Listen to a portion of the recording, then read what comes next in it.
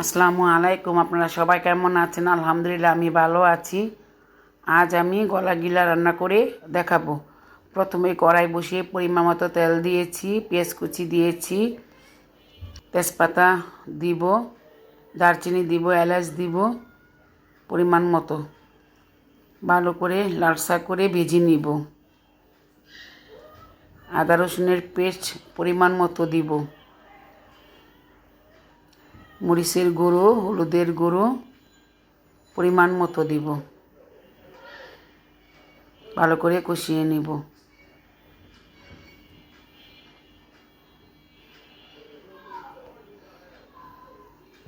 গলাগিলা দিয়ে ভালো করে কষিয়ে নেব।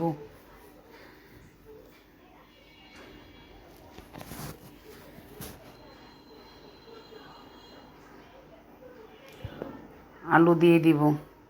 আলু দিয়ে ভালো করে কষিয়ে নিব।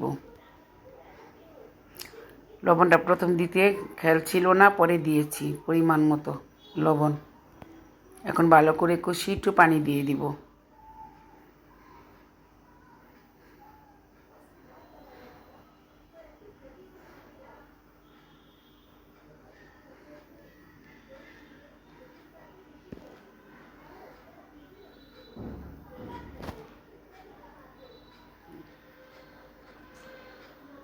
পানি দিয়ে দিব।